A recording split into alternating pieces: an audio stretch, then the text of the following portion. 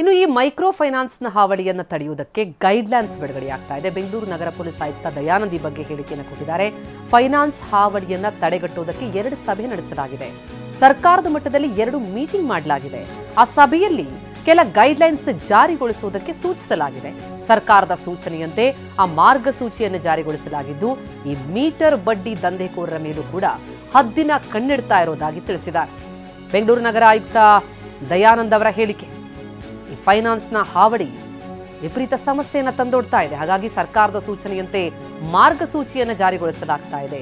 2 ಸಭೆ ನಡೆಸಲಾಯಿತು ಈ ಫೈನಾನ್ಸ್ ಹಾವಳಿ ತಡೆಗಟ್ಟುವುದಕ್ಕೆ. ದಯಾನಂದ್ ಏನು ಹೇಳಿದ್ದಾರೆ ಕೇಳೋಣ ಬನ್ನಿ. ಇದರ ಬಗ್ಗೆ ಈಗಾಗಲೇ 2 ಸುತ್ತಿನ ಸಭೆಗಳು ನಡೆದಿದ್ದಾವೆ.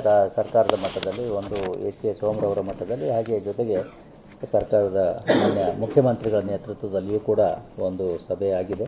ಈಗ ಅದರ ಬಗ್ಗೆ ಕೆಲವೊಂದು ಗೈಡ್ಲೈನ್ಗಳನ್ನು, ಕೆಲವೊಂದು ಸೂಚನೆಗಳನ್ನು ಕೊಡ್ತಾ ಇದ್ದಾರೆ. ಅದನ್ನು ಅನುಷ್ಠಾನಕ್ಕೆ ತರಲಾಗ್ತದೆ. ಬೆಂಗಳೂರು ನಗರದಲ್ಲಿ ಯಾವುದೋ ಆ ರೀತಿಯ ಪ್ರಕರಣಗಳು ದಾಖಲಾಗಿಲ್ಲ, ಬಟ್ ರಾಜ್ಯದ ಬೇರೆ ಭಾಗಗಳಲ್ಲಿ ದಾಖಲಾಗಿರೋದ್ರಿಂದ ನಾವು ಕೂಡ ಇಲ್ಲಿ ನಮ್ಮ ಎಲ್ಲ ಅಧಿಕಾರಿಗಳಿಗೆ ಇದರ ಬಗ್ಗೆ ಎಚ್ಚರ ವಹಿಸಲಿಕ್ಕೆ ಮತ್ತು ಆ ರೀತಿಯ ಏನಾದರೂ ಒಂದು ಘಟನೆ ಅಥವಾ ಪ್ರಕರಣ ಗಮನಕ್ಕೆ ಬಂದರೆ ಅಥವಾ ಯಾರಾದರೂ ಈ ರೀತಿ ದೂರನ್ನು ಕೊಟ್ಟರೆ ಅಥವಾ ಪೊಲೀಸ್ ಠಾಣೆಯನ್ನು ಅಥವಾ 112 ಸಂಪರ್ಕಿಸಿದರೆ ಅವರಿಗೆ ಸೂಕ್ತ ಸ್ಪಂದನೆಯನ್ನು ಮಾಡಲಿಕ್ಕೆ ಈಗ ನಾವು ಈಗಾಗಲೇ ನಮ್ಮ ಅಧಿಕಾರಿಗಳಿಗೆ ಸೂಚನೆಗಳನ್ನು ಕೊಟ್ಟಿದ್ದೇವೆ. ಮೀಟರ್ ಬಡ್ಡಿ ಬಗ್ಗೆ ಈಗಾಗಲೇ ನಾವು ಕ್ರಮಗಳನ್ನು ತೆಗೆದುಕೊಳ್ತಾ ಇದ್ದೇವೆ. ಎಲ್ಲೆಲ್ಲಿ ದೂರುಗಳು ಬರ್ತಾ ಇದ್ದಾವೆ ಅಂಥ ಕಡೆಗಳಲ್ಲಿ, ಬಟ್ ಅದರಲ್ಲಿ ನಾವು ಕೋಆಪರೇಟಿವ್ ಸೊಸೈಟಿಯೊಂದಿಗೆ ಸೇರಿಕೊಂಡು ಮಾಡಬೇಕಾಗ್ತದೆ. ಆ ರೀತಿಯ ಸಾಕಷ್ಟು ಪ್ರಕರಣಗಳನ್ನು ನಾವು ಈಗಾಗಲೇ ಮಾಡಿದ್ದೇವೆ. ಮೀಟರ್ ಬಡ್ಡಿ ಕೂಡ ಬಗ್ಗೆ ಯಾರಾದರೂ ಆ ರೀತಿ ಅವರಿಗೆ ಮೋಸ ಆಗಿದ್ದರೆ ಅಥವಾ